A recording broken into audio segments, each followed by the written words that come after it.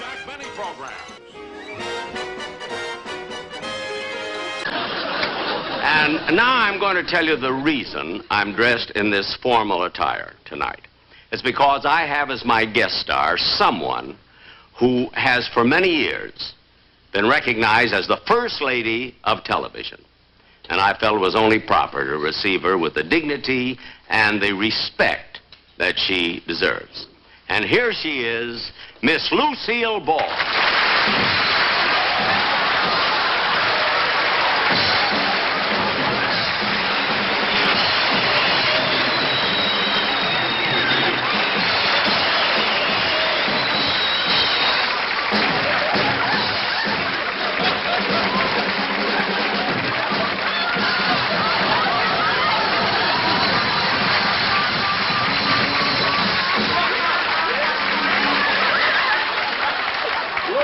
Lucy! What? Lucy, what kind of an entrance is that? Well, this is a comedy show, isn't it? Well, yes, but you didn't have to dress this way.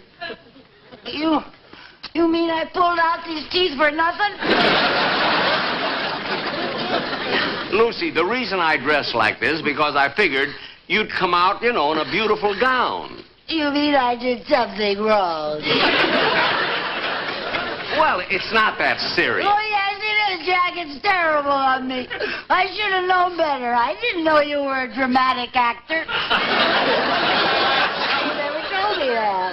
Now, Lucy, Oh, don't... I feel terrible, Jack. What? I got a lousy laugh and ruined your whole evening. Lucy, please. You hate me. I never hate people. I'm a nice guy. I've always been kind and considerate. Yeah, well, that's what Jessel said the last time you wore that suit. Oh,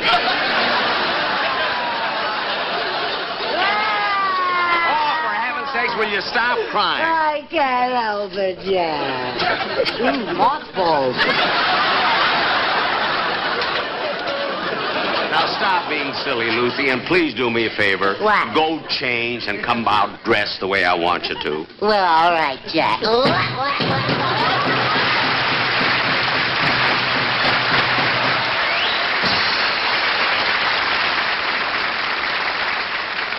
For that, I got dressed like this. What a nut. Well, it'll take her a few minutes to change. So in order to fill in the time, I'm going to tell you one of the funniest stories. I think it is. One of the funniest stories I've ever heard.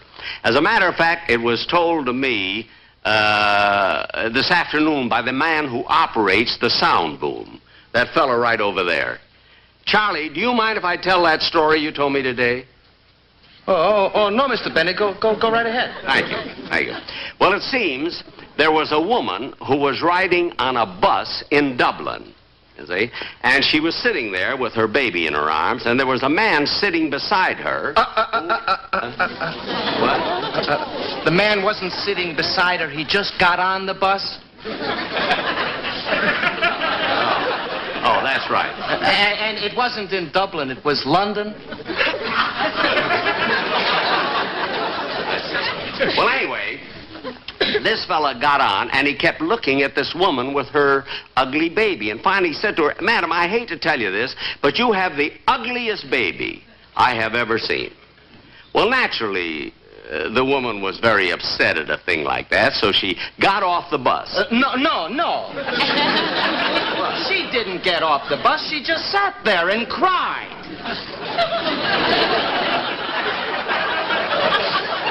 Yeah, she was so upset when the man told her she had the ugliest baby he'd ever seen that she sat there and cried, you see? And then finally she got off the bus. No! She didn't get off the bus. She was crying so hard the driver put her off the bus. Shoot!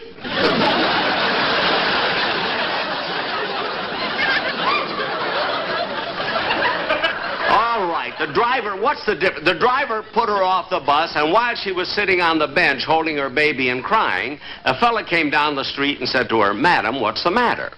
Well, she was crying so hard she couldn't tell it. So the man thought she'd feel better if he got her a drink of water. So he went into the drugstore. It wasn't a drugstore!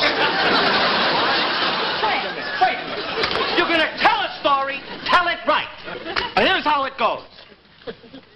When the fella got on the bus, he said to the woman, "Madam, I hate to tell you this, but you have, without a doubt, the ugliest baby I have ever seen." With that, the woman began crying so loudly that the bus driver threw her off the bus. Well, she sat down on the bench with the baby in her arms, and she cried and cried until another gentleman came along and asked her what was the matter. And she said,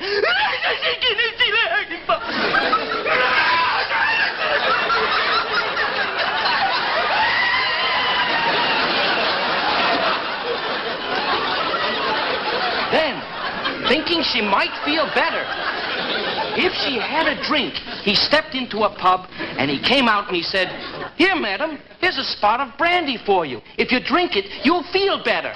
And look, I also brought a banana for the monkey."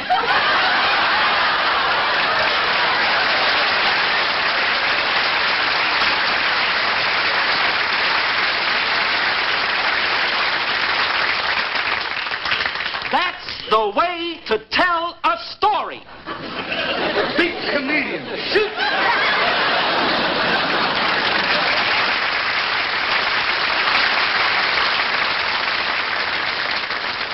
I don't know why I hire people with talent.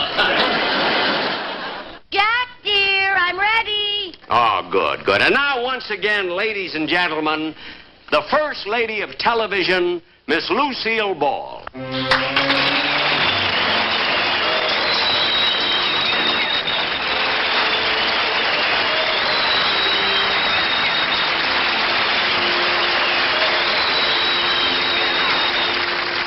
That's what I wanted in the first place. Doesn't she look beautiful? Huh?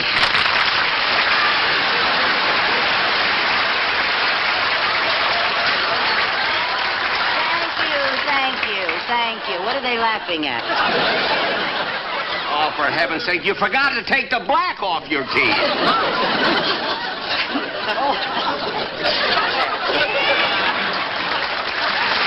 Now you can applaud.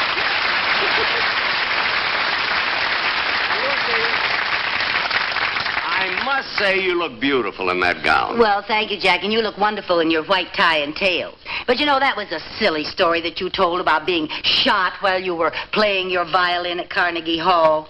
No, that wasn't just a story. Oh, you're kidding. I really did get shot in Carnegie Hall. If you look closely here, you can still see where they rewove the bullet hole. It's right about there. You were shot in the back? It was one of the fellas in the orchestra. Well, that's understandable. Certainly. You know, ladies and gentlemen, this girl amazes me. Why? Well, the way she sings, dances, and clowns around, it's hard to believe that she's also a big executive. Oh, come now. What's so amazing about it? A lot of women have made big careers for themselves, and in almost every field. You know, there are women doctors, lawyers, politicians. Well, yes. You know, women have always been important all through history. You weren't aware of it because men wrote the history books. Do you know they only gave 3 little lines to a woman like Molly Pitcher? Well, now, wait a minute. You wouldn't compare Molly Pitcher with men like Patrick Henry, Thomas Jefferson, Paul Revere. Paul Revere? You mean that Paul Revere who made that ride that Longfellow made such a big thing about? Yes. Well, dear, since you brought it up, let me tell you the true story behind Paul Revere's ride. True story? Yes. You mean to tell me all this stuff we've been reading in the books isn't true? Well, let me tell you what really happened. Now, it was in the year 1775. You see, Paul happened to be married to a very lovely woman named Rachel. And one night she was all alone waiting for Paul to come home. 9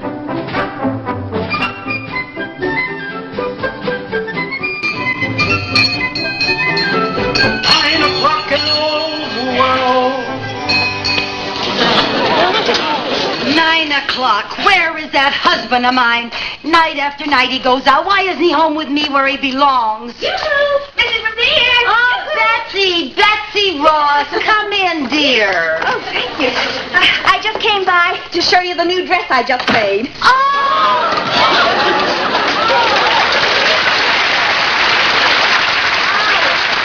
Beautiful. I love it. with it. Hey, I know. Why don't you give it to one of those three fellas that we saw in the parade yesterday? Why should I give it to them? Well, the ones in the middle, you know, the ones with the fife and the drums, they were all right. But the one in the middle just looked ridiculous waving that empty pole. Yeah, that's a good idea. I think so. Yeah. Listen, by the way, Mrs. Revere, where's Paul? Oh, that's what I'd like to know. He's probably out gallivanting around again. Oh, now, Mrs. Revere, you gotta trust your husband. Trust him. Ha! A few weeks ago, he told me that he was at a tea party in Boston. And I found out that he was on a wild wingding on a boat. Mrs. Revere, you cannot have a happy marriage with all this suspicion and jealousy. Now, you gotta give your husband a chance. You gotta believe in him. Well, maybe you're right. Yeah. Well, I gotta go now. Well, I'm awful glad you came over, Betsy. I just love that dress. You really do. I love those stars and stripes. You come by anytime, honey. I will. Wonderful seeing you. Bye, Betsy. Come again. Oh, dear, Betsy is right. When Paul comes home, I'm just not going to be jealous. I'm just going to control myself. So he's a little late. Doesn't mean anything. I'm going to be an understanding wife.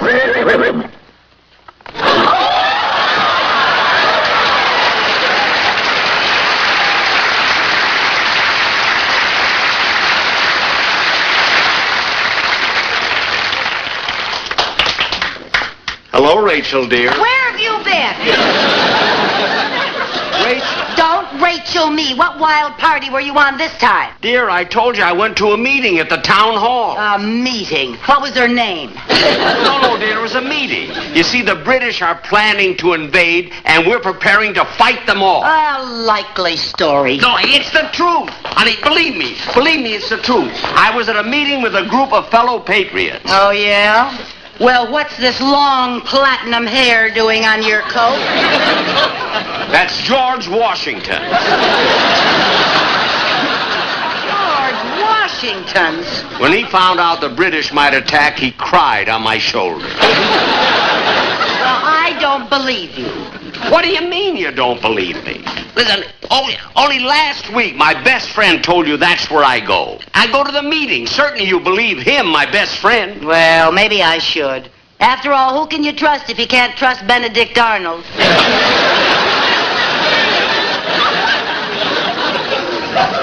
Certainly. Benji never did a dishonest thing in his life. That's true. Now kiss me and let's forget all about it. All right, doll. Gosh, you smell good. Well, thank you, dear. I'm glad you like it. I changed my brand of snuff.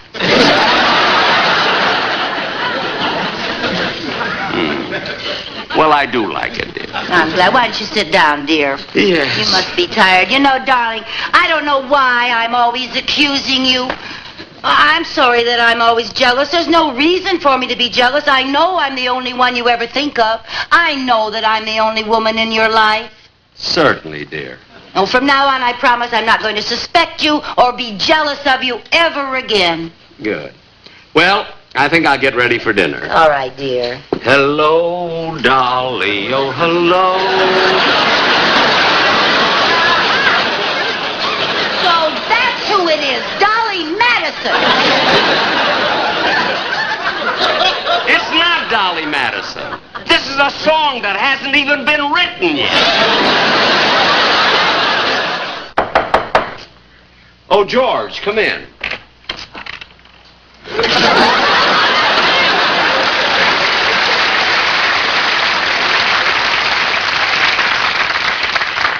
Dear, you know George Washington. Hello, George. Hello, Rachel. Paul, I hate to disturb you at this hour, but do you have a silver dollar?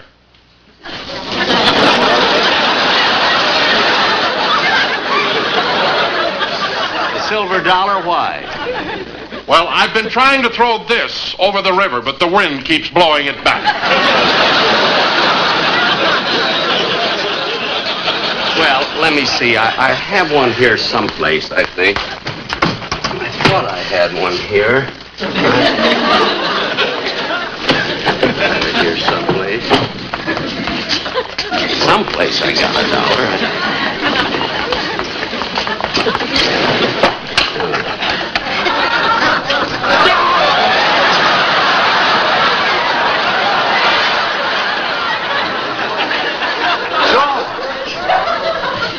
George, what happened? I cannot tell a lie. I'm bald.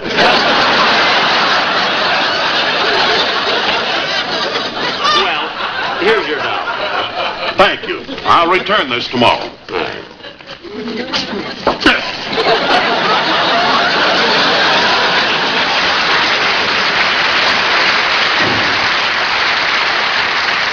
Well, Rachel, I've had a hard day today. I'm going to lie down for a while and rest. All right, dear, you do that. I'll sit here and knit for a while. Okay.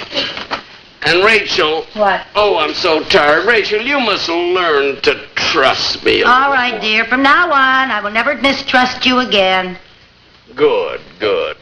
Oh, I'm so tired what a day I had today. Yeah, you're tired, dear. You don't get enough food at those tea parties.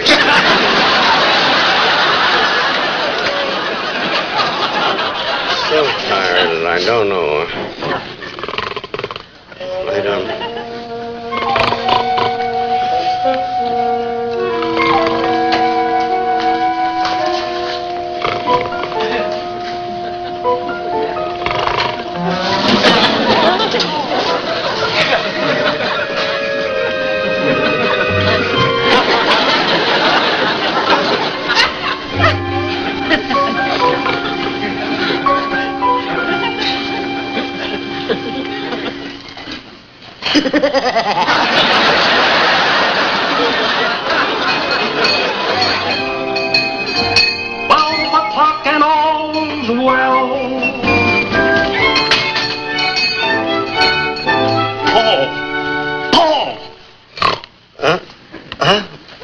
The British are coming. There was one light in the church tower. That means they're coming by land. You've got to warn the people.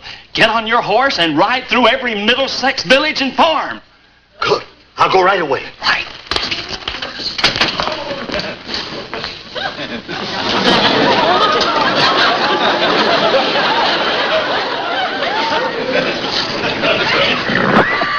Easy, Dobbin, easy. There we are. Giddy up. The British are coming. The British.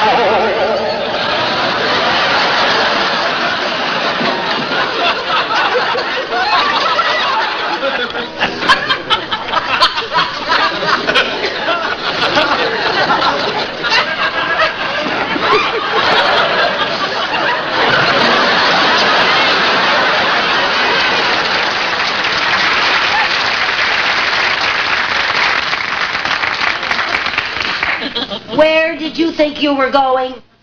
What do you mean where did I think I was going? I have a mission to do. I have to ride through the streets hollering, the British are coming. You have to holler? Yes, I have to holler. So go ahead, holler. But I can't do it here. I'm supposed to get on my horse and ride through the countryside. You are not setting foot out of this house tonight. But, Rachel, I must go. Don't you understand? There's a light burning in the steeple of the Old North Church. Well, let it burn. You're not paying the bill.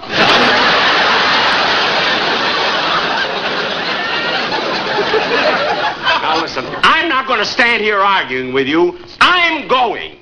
Oh, yeah? Yes. And I'm going to go right now, too.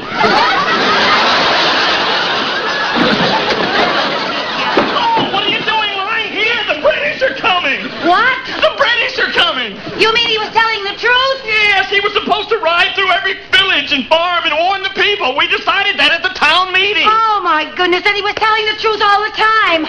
Oh, I'm so sorry. I'll get him started right away. I'll get him started right away. Yes, Paul. Paul, wake up. Oh, Paul, you've got to wake up. Oh, Paul, I'm so sorry. Oh, Paul.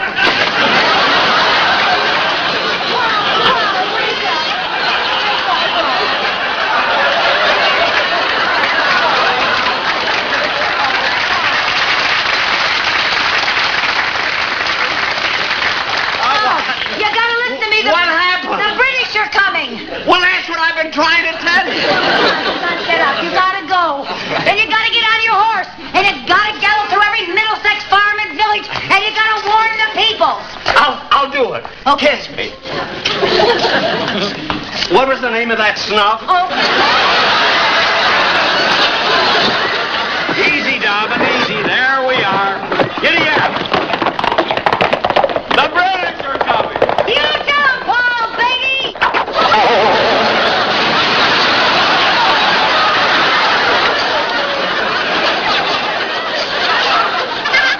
How do you like that? I forgot to untie the rope. Paul! Oh, Paul!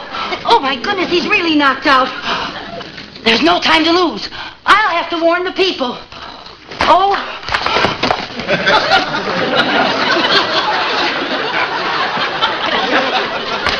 I better leave him a note. Paul, darling, I am going to warn the people the British are coming. If I'm not back by tomorrow night, cancel my beauty shop appointment.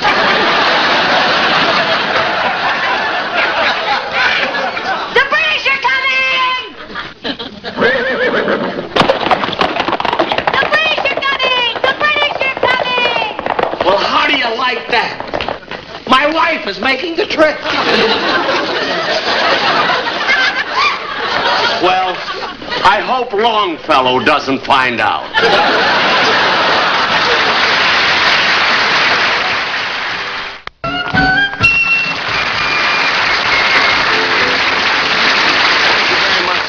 Gentlemen, and Lucy, I want to thank you for being on the show. Well, you're welcome, Jack. Lucy, take that black stuff off your teeth. Black stuff, nothing. During the ride, I got him knocked out. Well, good night, folks. I'll be seeing you soon. Come on, Lucy. Come on.